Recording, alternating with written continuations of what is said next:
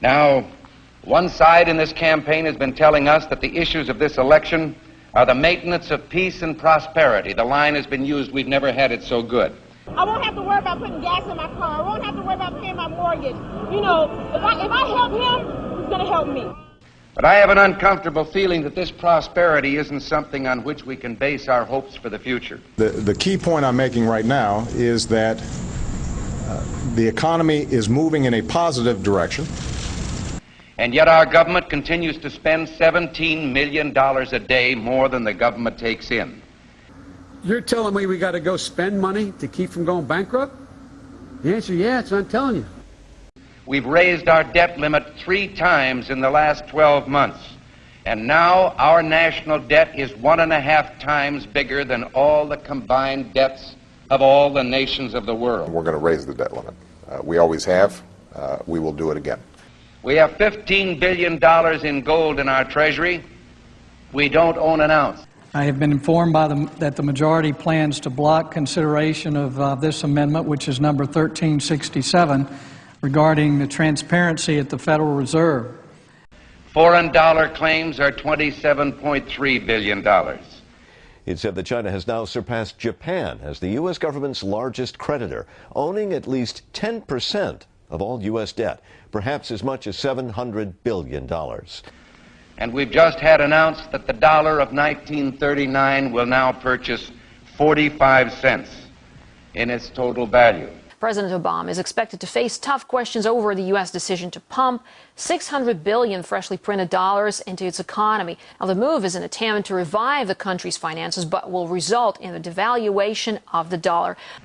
We're at war with the most dangerous enemy that has ever faced mankind in his long climb from the swamp to the stars. We've got to give them a stake in creating the kind of world order that I think all of us would like to see. And it's been said if we lose that war, and in so doing lose this way of freedom of ours, you'll construct a legal regime to make indefinite detention legal.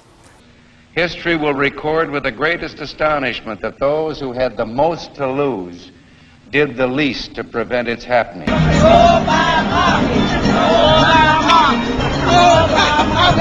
starting a riot here.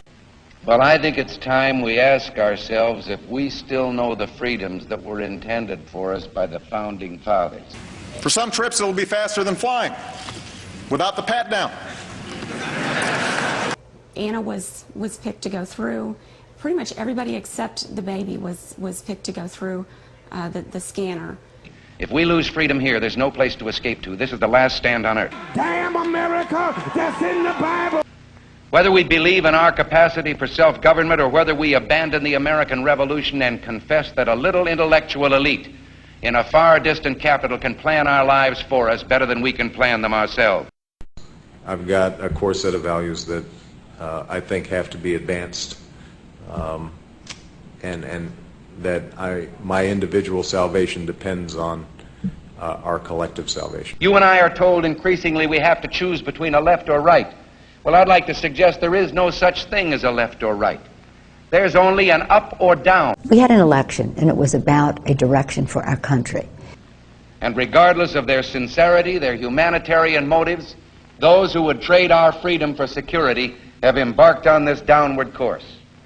In this vote harvesting time, they use terms like the Great Society, or, as we were told a few days ago by the President, we must accept a greater government activity in the affairs of the people.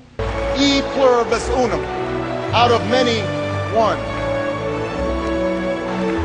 In the end, that's what this election is about. Well, the trouble with our liberal friends is not that they're ignorant. It's just that they know so much that isn't so. Over the course of 10 years, it would cost what it would cost us. All right, okay, we're going to. It would cost us about the same as it would cost